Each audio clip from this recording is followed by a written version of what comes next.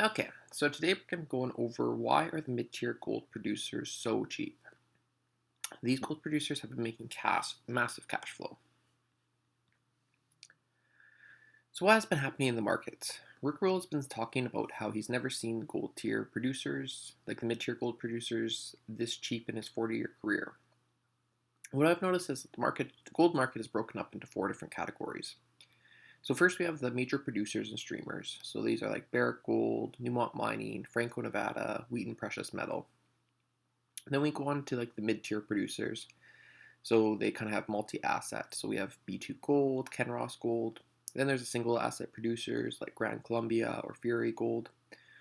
And then we move down to the development projects, so like Northern Dynasty, Goldex, Eris Gold. So the major producers. I believe that this is where the big money managers like to enter the space, just like Warren Buffett buying into Barrick Gold.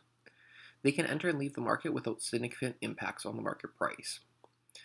This market rises and falls based off the interest of these major players, and this has generally performed quite well over the last year. They did quite well in the bull run, and then also pulled back significantly in the past 8 months, but it seems to be performing pretty well again. Then we move over to the juniors, and COVID has brought in a new set of investors. These have been primarily millennials, but it's also some Gen Xers too. With nothing to do because they're basically locked down at home, and they also have concerns about the financial realities of retirement, these groups have entered the market in mass.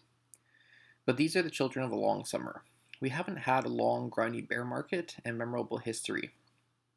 It's kind of like what we've had is like the COVID crash, and then we had the 2008 crash, and then kind of like the stock market, which grinded a bit lower for a few years, but it's like generally the natural perception is that stocks only go up and that the government will step in if anything goes wrong.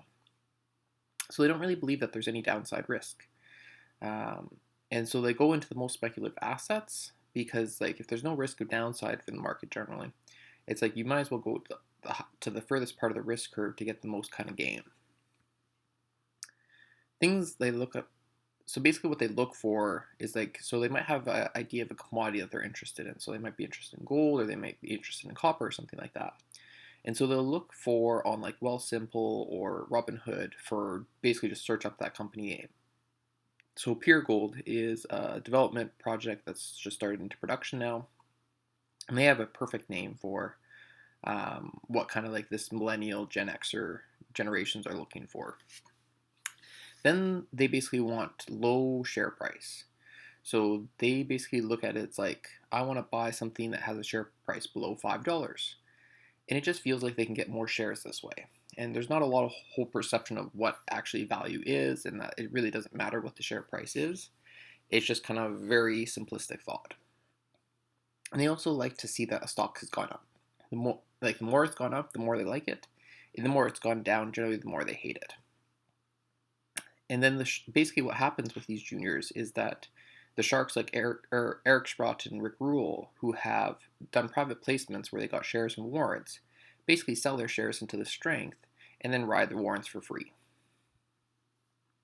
So the next section is the single asset producers, and the single asset producers are probably the same position as the mid tiers, except that the single asset producers tend to be even cheaper. I think the mid tiers are valued around a PE ratio of around 6, whereas the single asset producers are probably closer to 3. So moving over to mid tiers. The mid tiers haven't had a lot of interest. All the gold bugs have been very frustrated with gold miners over the past 2 decades. What happened in the last gold bull run is that they overpaid for deposits, they took on tremendous debts, and they just really didn't focus on shareholder value. And the bear market from like 2013 to 2018 was really rough for all gold speculators. And a lot of the gold bugs have kind of subsequently moved over to the crypto space. So a lot of these really smart people, kind of like Raoul Paul, it's like they've realized it's like, well, why would I be in gold or a gold stock when crypto can go up 300% or more in a year? And they're basically looking to front run the wave of managed money that's looking to enter the crypto space. It's kind of like premise that Raoul Paul has is that a lot of these pension funds and stuff like that are going to have a 1 to 5% allocation to crypto. And this is just going to be a massive wave of money that comes into it. And it's that crypto allocation is basically kind of, it just adds, it's kind of like an inflation hedge that it's like maybe that 1% goes up to 5% just from gains. And that can really help balance the portfolio and stuff like that. So the mid-tier gold producers have been ignored for greener pastures. And I think this leaves a lot of opportunities for value investors. It's definitely possible that crypto continues to outperform. But for me, I'd rather be losing money making the right trade rather than make money doing the wrong trade. And that's just like, to me, crypto seems very speculative, that it's like, it's it hasn't had like a long historical time period. And so we're looking for this kind of continually increasing value of it. And it's like, how do you actually value crypto? It's like it's not really a yielding asset, and it doesn't really have a whole lot of historical context for valuing it. But whereas these other things like commodities and stuff like that, I can definitely see the whole historical kind of narrative for it. And so that's kind of like what I prefer, is just it gives me kind of a logical basis for my decisions, but not to say that they're necessarily wrong for like investing in crypto. I think once the narrative changes for gold, you'll see a wave of investors coming back in. Currently, there's a massive wave of speculators in copper and uranium markets, and what they're betting on is that there's going to be green spending and economic growth. And the narrative isn't based, like the narrative investors aren't based on value. What they like is a good story. So currently the story is that the world's going to switch to electric cars, and they're going to have to create a green power grid to power these electric cars. So for the electric cars, the world's going to need copper, nickel, lithium, rare earth metals, and more. So let's go buy these companies. And because of all these electric cars, the world is going to need energy. The Texas crisis kind of showed that renewable energy can't do it all. So the world's going to have to go nuclear. So let's buy nuclear stocks. There's virtually no consideration of PE ratio, of resource or reserves, even looking at like the price of the fundamental commodity. It's just like, it's a good story, let's buy it. And as long as the price is going up, we look like geniuses. Uranium to me is the best example right now. I do agree that the uranium price is significantly undervalued and the price will have to rise. But the price hasn't risen, yet the stocks have shot up 200 to 500%. Currently, none of these companies are making money. I think the markets will do the same thing with gold. So basically I think once this narrative shifts, is that they'll be kind of doing the same thing with gold, is that they'll just bid up the price. But what I think is going to happen with these uranium stocks is that the price has already been bid up so much that it's like, even if the uranium price doubled or tripled and stuff like that, you're just making these companies fair valued. And like eventually the narrative will kind of shift and interest will fade away from them. But what's going to happen at that point in time is that these companies are actually going to be cash flowing monsters. And so you kind of want to come after, I think, the narrative has kind of passed and they've gone into a bear market and everybody's gotten frustrated with it and just sell it. Because on the flip side, so first off, these investors don't really care about buying value, but they also, on the flip side, they don't mind selling value too. So it's like they buy just because they want to buy and they sell just because they want to sell. And so you can get these assets that are extremely cheap, kind of following and kind of picking up what they're not interested afterwards. So I currently believe that the gold narrative is an ignored narrative, and that central banks around the world are going to continue to be major buyers. But they are price sensitive. They won't want to bid up the price in an out-of-control fashion. But they'll buy on corrections and continually set a higher price, and basically it's a higher and higher floor. Like a lot of people are calling for $1,300 gold, but I don't think that's going to happen because the central banks across the world are just going to step in and be like, no, $1,700 is good enough for us. And the same thing that we have the tremendous retail buyers in India and China. But they like a deal. So it's like they don't want to be buying at the top. So what I kind of expect is that you'd see a run up in price kind of driven by like the North American markets. And then as the price kind of retreats, then you have like these physical buyers coming in and putting a floor underneath it. So I think that gold will drift higher over the next 5 to 10 years. Another ignored narrative, which I think is probably even bigger, is the platinum group metals narrative. Currently, the narrative is all about Tesla taking over the world. That it's basically just like Tesla's expanding to, I think, to China, to Germany, all this kind of stuff, and that it basically is just like it's going to be whole green of that revolution, and that they're just that's all that there's going to be driving on the roads is Teslas. But I just don't see this happening. Um, they're really great at creating cool cars that people all want to buy, but I don't necessarily think that they're great at making these cars fun to own. Like I hear like kind of the stories about maintenance that you have to like drive 4 or 5 hours to get to a maintenance facility, um, and it's just kind of a pain in the butt. And a lot of times they don't even fix it. And then charging stations just aren't nearly as convenient or abundant as gas stations. So I think gasoline cars are going to be here a lot longer than people imagine, and probably maybe it'd be more of a shift to hybrid cars. I'm not sure about that, but there's the possibility. But what I do see is that the government's going to be imposing higher and higher emission standards on gasoline vehicles, because the whole narrative now is to demonize gasoline vehicles. So it won't be very hard for the governments to continually increase like the emission standards that gasoline vehicles have. And one of the things I always thought was interesting as I was learning about platinum group metals is that I believe it's like nitrous oxide is one of like the byproducts of burning engines, and it's actually 300 times more potent than carbon dioxide as a greenhouse gas. Now, I personally don't really believe that greenhouse gases are inherent pollution, but it's like 300 times more intense. And basically, what you need to transfer that nitrous oxide into maybe nitrous dioxide, I'm not exactly sure on what the chemical process there is, but you need palladium to basically convert that into a gas that's basically inert and doesn't have a whole bunch of issues. And so what I look for is that the demand for platinum group metals for catalytic converters is going to be extremely inelastic. That it's like if you're a car manufacturer and you want to sell your vehicles, it's like you're going to pay whatever you need to pay to get the catalytic converter so that your car meets emission standards and can be sold. So Europe, China, and India have been pushing through regulations that will increase the platinum group metals required in each vehicle sold. And I believe that emission tests might also be brought back.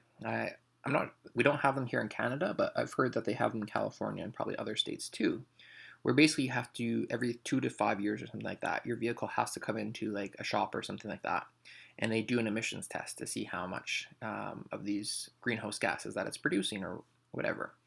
And it's like if you don't pass that emissions test, you have to buy like a $1,300 catalytic converter or have your car condemned.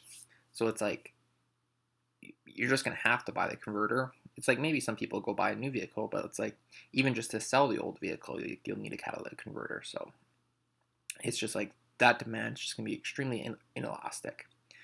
And on the flip side, I think that the supply will stay even at best. Like platinum group metals have gone through a vicious bear market over the past 10 years. And there just hasn't really been any capital invested in the development of new mines. Anglo-American Platinum saw their rhodium production decline from about 300,000 ounces in 2019 to about 175,000 ounces in 2020. This was a 40% decline in production. Part of it is definitely due to COVID, but part of it's just due to declining productivity of their mines. Sibanye-Stillwater has a tremendous amount of new projects in the pipeline, but they don't believe that they'll actually be able to increase their overall production. They are basically it's like they believe that the new mines that they develop will just be maintaining their current production levels. And that most of these South African PGM mines are deep underground and take about 5 to 10 years actually to get into production. And South Africa in general just has a lot of problems that hinder investment. So I look at like both the demand being very inelastic and supply being inelastic too. And Sibanye is actually predicting that the rhodium supply is going to decrease by about 14% over the next 5 years. So I look at like this as like prices can just go absolutely nuts. Like rhodium got down to about $5,500 an ounce in the COVID meltdown, and a year later, rhodium's trading at $29,000. Iridium got down to $1,500, and now it's $6,300 an ounce. Palladium got down to $1,500, and now it just broke over $3,000 an ounce. And platinum got down to $622, and now it's $1,242 an ounce. So I really believe that we're going to see continued fireworks in the platinum group's metal space, and this will be needed to actually spur, like basically create an investment spree of developing new projects. Currently, Sibanye, Stillwater, and Impala Platinum are trading at incredibly cheap prices. Like they've already got the mines up and running, they're making lots of money, and it's like I'm not sure exactly why the market isn't seeing their value, but they've got tremendous value. And if they basically make spend a year or two at these platinum group metals prices, the cash flow that they're going to have is just going to be absolutely nuts. And what the natural consequence of that's like, one, they'll increase dividends, pay down debt, all that kind of stuff. But they're going to have to go and develop new projects. That's just going to be how it is. And so, yeah, there's just going to be a lot of investment into that. And some of it's going to be buying new projects, and some of it's going to be just developing their own that's on the shelf right now. Sibanye has also been hinting that they want to merge with the other South African gold producers. I'm not sure if that will go through, but they've talked a lot about how they feel that they want gold as a higher percentage of their revenue. Currently, it's about 18%. So my guess is that they try to aim for about 30 to 40%. So conclusion, I think there's definitely a lot of successful ways to invest, but I believe that for me, like my skill set is to see what the future holds in the store and position myself based off of that.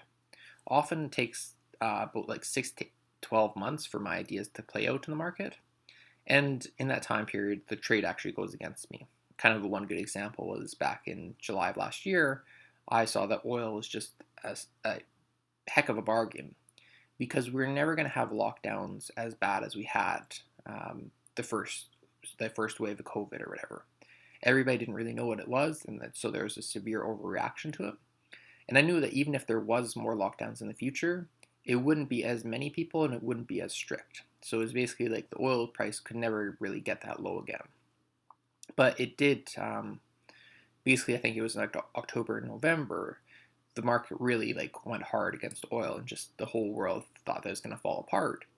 But then it bounced back, and a lot of these oil stocks that were down to 50 cents or even 40 cents now trading at about $2.50. So yeah, there's a lot to play in there.